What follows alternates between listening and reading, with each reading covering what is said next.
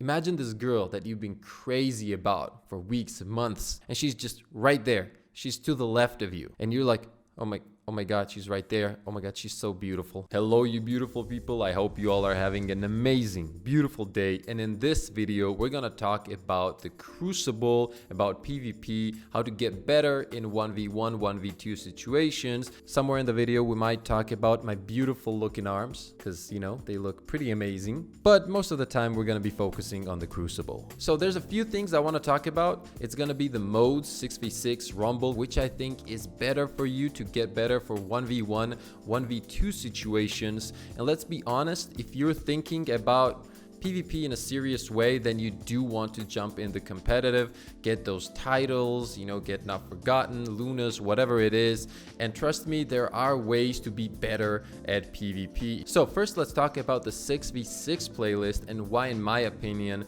it is way too chaotic and there's too much stuff going on to actually get your 1v1 or 1v2 skills better. Yes, this can happen in other modes too, but in 6v6, it happens all the time. There's one spawning to your left, to your right, somebody spawning behind you, because the spawn points are sometimes so insane in 6v6 that it just gets chaotic really quick. There also is a lot of team shooting, a lot of supers, heavy ammo rounds can also be crazy, and so on. Now, of course, this all can be a lot of fun, but all I'm saying is there are other ways in other modes to get better at certain encounters. That's why I want to share some of these things that really did help me out. And if you manage to turn some of these things into habits without even thinking about them, you will see a difference in your performance, as did I. And trust me, if I could get better, so can you. So for me personally, I found that Rumble is the best place where I can work on my skills. For players that don't know, Rumble is a 6-man free-for-all PvP mode. And since it's only 6 players instead of 12,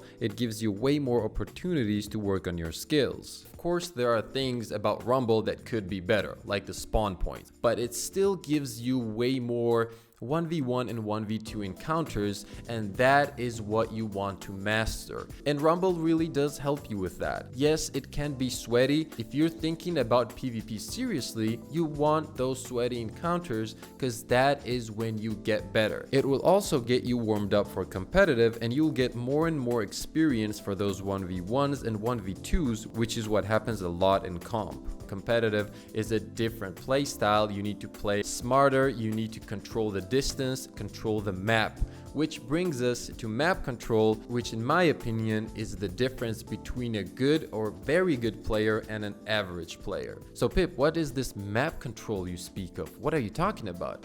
Okay, let me explain to you. Imagine this girl that you've been crazy about for weeks and months, and you're somewhere and she shows up and she's just right there. She's to the left of you, okay? And you're like, oh my God, she's right there. Oh my God, she's so beautiful. Should I go up to her and talk to her? Oh my God, she's so beautiful. Why is she so beautiful? That is so unfair. Is she still there? Yeah, she's still there. Oh my God. You saw my eyes? It was popping to the left top corner right there. Right there. At all times. At all times. That is precisely what you want to do. Imagine the left top corner being the most beautiful thing you ever seen in your life, and you just can't take your eyes off of it. That is precisely what you're doing, ladies and gents. Are you done shooting? Look at that map. Are you not ADSing anymore? Look at that map. If you see gameplays of some of the best players, what you will notice is they look at that map every 3 seconds probably, maybe some of them even less. You just have to. You need to put this in your head. Like, this is one of the most important things, and here's why. Let's say you're in a 1v1 encounter. You take out this guy, you're ADSing, whatever you're doing, you take out this guy, you start reloading, you're not looking at the map, you're a bit low because he got some hits on you, somebody's pushing you, you have no idea, bam, you're dead. In the other scenario, if you take out this guy and if you're controlling the map, his teammate knows that you probably are damaged, he's gonna run in, but if you're ready for that encounter and get the first shot in, there you go, his advantage is gone, now he's panicking and you can take him out. So map control is on the top, very top of something you want to master first in order to get better. And this is another reason I like Rumble. If you take out one person, you don't have your teammates to defend you, so you always have to be looking at that map because they might spawn close to you, they might be flanking you, or in general, you just have to look at the map because you want to see where the fight is going on so you can push in and get some easy kills and try to win the game. But if you're just starting, don't even think about winning and getting those 20 points. Just think about getting better because there is always space to grow, ladies and gents. And trust me, all of you can get better. Just work smart. Think about the mistakes you make. Some people always like to blame others, right? Oh, you know what? He had a better position. He had a better weapon, this and that. But why did he have a better position? Maybe you could have positioned yourself better and not gotten into a situation where you gave him the advantage. You got to think about what mistakes you make, and then you got to analyze that, jump into Rumble, and work on the mistakes that you keep making to get better. Because there's going to be a lot of 1v2, sometimes even 1v3 encounters in the competitive, because sometimes your teammates just die. It's survival and you're left alone against two people. Sometimes, of course, it's going to be 1v1s, but this way or another, that Rumble gameplay time you put in is gonna come in handy because you've been in this situation, you know how to control the map. There's not a lot of teammates you can rely on now because they're all dead, so you have to play smart. Now let's move on to the second thing that I think that is very important in order to get better at the game. So you probably hear a lot of people say,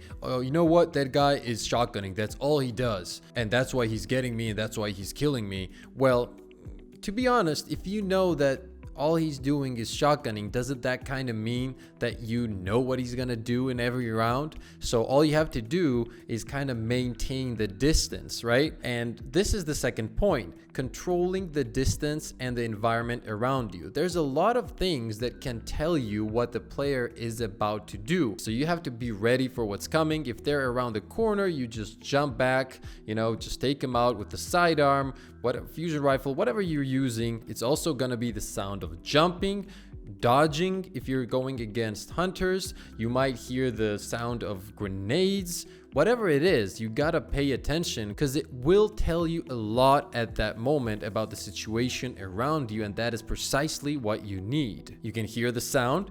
You look at the map, you know what he's about to do, even though you can't see him in front of you because he might be around the corner, but you can hear and you can see on the map. So if you're doing two things at the same time, which is looking at the map and listening to the sound, you have a huge advantage. All you need to do is just jump back and take him out, especially in the current meta, right? Because everybody's using shotguns or sidearms and everybody's trying to get close to you to just take you out as quick as possible. Sound, environment, control the distance, look at the map, everything together. These are the things you want to keep in your head and you want to be doing without even thinking about it. When you get to that point, now that is when you're gonna see the difference, okay? Because you also have to think about the main thing. You have to land those precision shots. If you're using a hand cannon, whatever you're using, you want to go for the headshots. You should have gone for the head. You want to focus on the shots, but have those three tasks in the back of your head at all times. Okay, now let's talk about communication. And this, ladies and gents, is very, very important. If you take a look at any of my gameplays, you will see that I do a lot of callouts when I'm playing with my team, right? So if you're playing with a team in the competitive playlist, you need to communicate very, very well. Do you see a grenade fly in? You call out. Do you see something light up on the map? You call it out. Do you hear somebody running at you? You call it out. That is what helps your team understand how the enemies are positioned at all times. Whatever it is you see or hear, you need to call it out. If you're taken out, if you get headshotted, shotgunned, or sniped, before your teammates actually see it on the feed, you can call it out before that. Give them like a half a second, maybe 1 second earlier call out, and that will, give them more time to react to it. If you see a flank, you need to call it out. Literally as much call outs as you can do. Now, if you decide to solo queue in the competitive, ladies and gents, I'm sorry, but you might get the worst teammates ever. So be ready for that hard carry. Yep. Now, I main a hunter. One thing I really like to do with the hunter when it comes to grenades is use them as a tool to keep my enemies away from me. You don't necessarily have to use all the grenades as a mean of just throw at people and just kill them. You don't have to do that. For example, the swarm grenade, the vortex grenade are really good to keep the distance between you and the enemy. If they're rushing you with the shotgun, even if they slide in or try to jump over it, they will take some damage, especially if you're using the swarm grenade, which will chase them. And all you have to do at this point is just jump back. They're already damaged from the grenade, and then you can just kill them easier. What I'm trying to say, ladies and gents, is that there are many little things that you can do to annoy your enemies and make it harder for them to close that gap and get to you faster. And the reason why I bring up closing the gap so much, as I mentioned, is because of the current meta, which involves a lot of shotguns. And honestly, to get good at all of the things that we went over in the video, I think that Rumble is the best place.